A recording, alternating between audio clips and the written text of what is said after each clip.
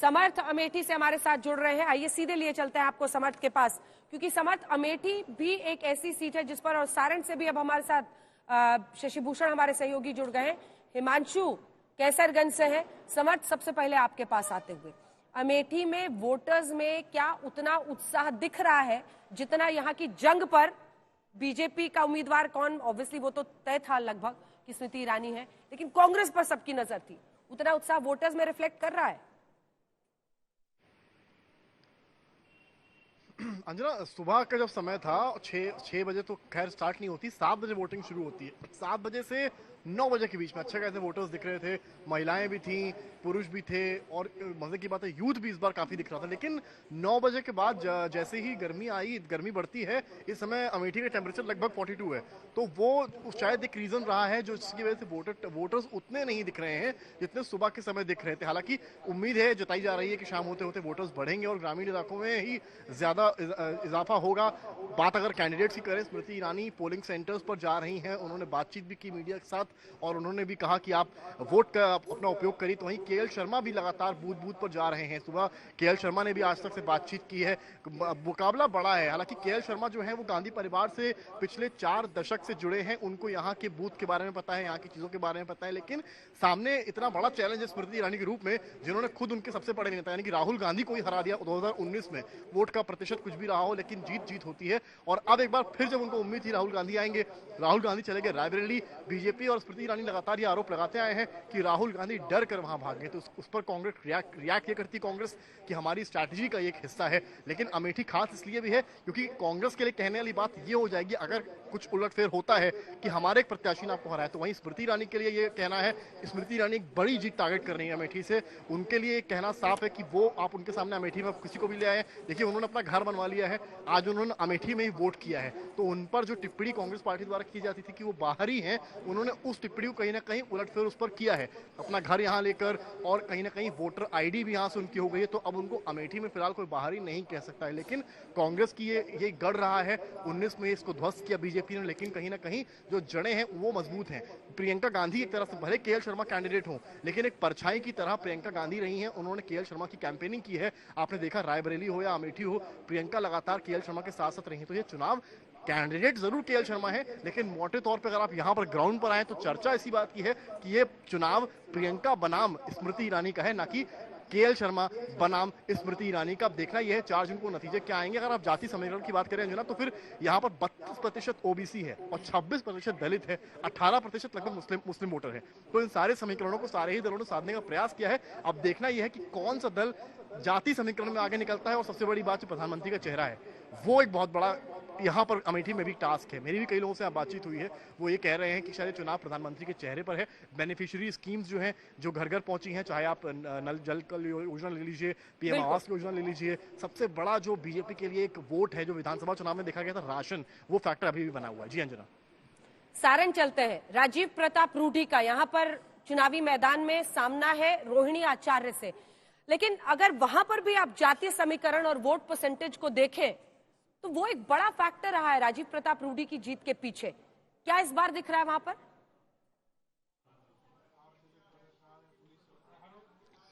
देखिए जनाब, जीत का भरोसा है दोनों उम्मीदवारों की तरफ से, और दोनों उम्मीदवारों ने अपनी अपनी तरफ से लगभग दावे यही किए हैं कि वो जीत रहे हैं। रोहिणी आचार्य से सुबह हमारी बातचीत हो रही थी, उन्होंने कहा कि इस बार जो है वो कोई बाहरी वाला फैक्टर नहीं है। लोग उनको भले ही कह रहे हैं कि वो सिंगापुर से आई हों, लेकिन लालू प्रसाद यादव और उनके परिवार की विरासत मानी जाती है सीट। और जब लालू प्रसाद यादव 2009 में जीते थे और 13 में उनकी सदस्यता चली गई थी, उसके बाद से उनके परिवार के पास ये सीट नहीं रही। और ये इस बार रोहिणी तय कर चुकी हैं कि सीट वो किसी तरह से लेंगी, जनता के बूते, उनका दावा है।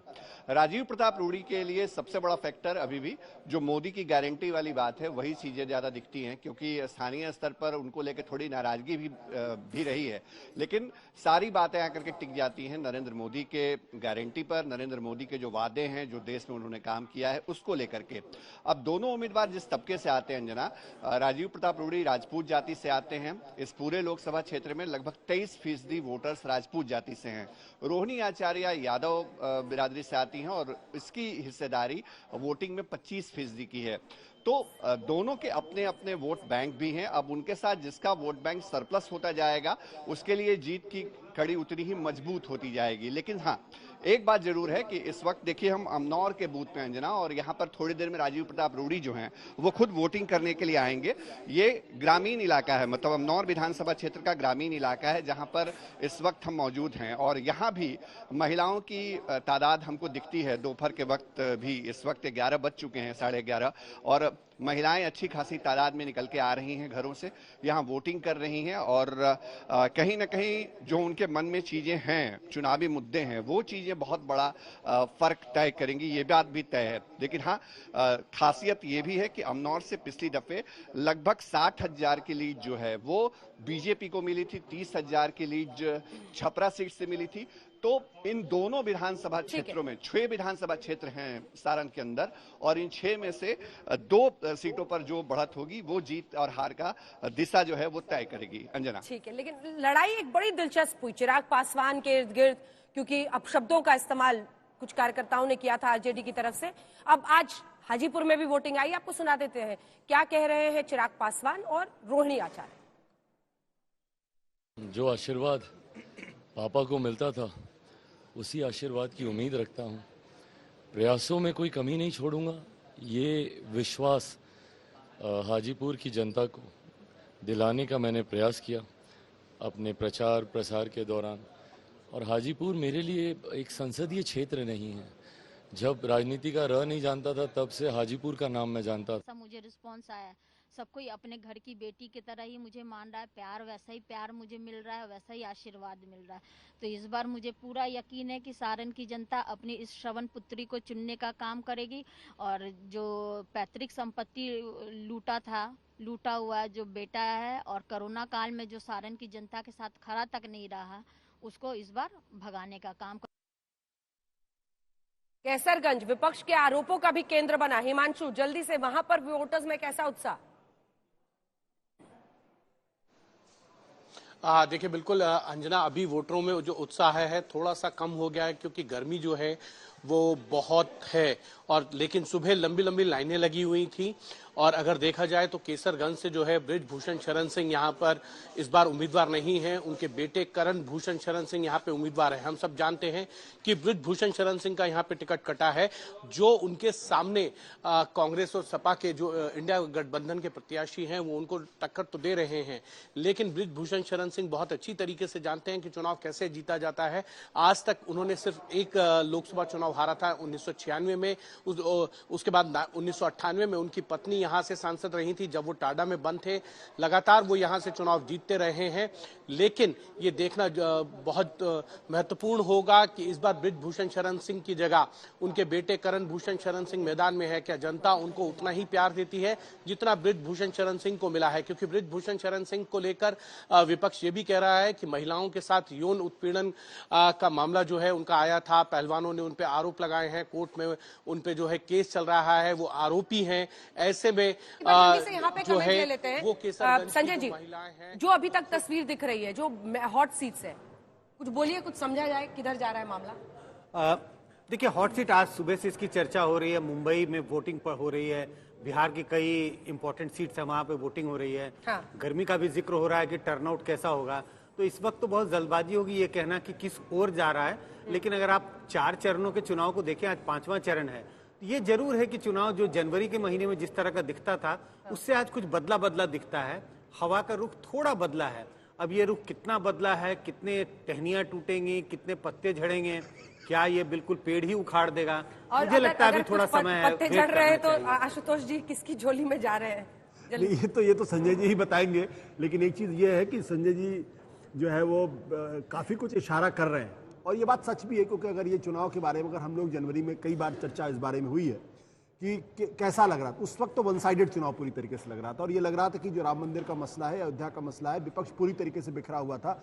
नीतीश कुमार जो है वो इंडिया गठबंधन को छोड़ के गए थे, तो उस वक्त की हवा में और आज की हवा में जमीन आसमान का फर्क है। और अभी भी मेरा मानना है कि चुनाव भारतीय जनता पार्टी के लिए उतना आसान नहीं है जितना वो पहले सोच रहे थे, और अभी उनको संघर्ष करना पड़ेगा। क्या इन सब पर सबसे बड़ा हावी फैक्टर प्रधानमंत्री नरेंद्र मोदी की लोकप्रियता होगी? ये भी एक चैलेंज है। बिल्कुल इसमें कोई दो राय नहीं है कि ये चुनाव जो है वो मोदी जी का ही चुनाव है और लोग भारतीय जनता पार्टी को वोट नहीं कर रहे हैं, मोदी को ही वोट कर रहे हैं। आपने देखा होगा कि प्रधानमंत्री ने आप जब जिस इंटरव्यू किया था उसमें उन्होंने भी इस बात का जिक्र किया था कि पार्टी जो है वो व्यक्ति से ज़्यादा इम्पोर्टेंट जो हो गया था वो सिंबल हो गया था, पार्टी हो गया था। तो आज के दिन में इरिस्पेक्टिव ऑफ द फैक्ट कि कौन कहां पर खड़ा है, लोग भारतीय जनता पार्टी को वोट कर रहे हैं। और जिस राम मंदिर के बारे में बात की जा रही कि वो लहर कम गई है, आप जरा जाकर के अभी भी अयोध्या में आप चले जाएंगे, आप लोगों से बात करें, आपको पता लगेगा लहर में कोई कमी नहीं आई है। आप लहर का उस रूप में आप आकलन करना शुरू कर देते हैं कि जब पूरे देश में रामलला हम कहां से आए हैं और वो गाने बजते रहते थे, धुन हर शहरों में बज रहा था, उसकी कमी आज आपको दिखाई दे रही है, लेकिन वो जनता के मानस पटल से नहीं हटा है। सबसे बहुत महत्वपूर्ण बात में है और मैं 4 जून का सबको बहुत बेसब्री से इंतजार है, लेकिन उससे पहले 1 जून को आप हमारा एग्जिट पोल देखेंगे जो कि अभी तक एग्जैक्ट पोल साबित होता रहा है। लेकिन उससे भी दिलचस्प है कि आज की वोटिंग जो ये 49 सीटों पर वोटिंग क्यों दिलचस्प है, क्योंकि आज लगभग ये तय हो जाएगा किसकी सरकार बनेगी।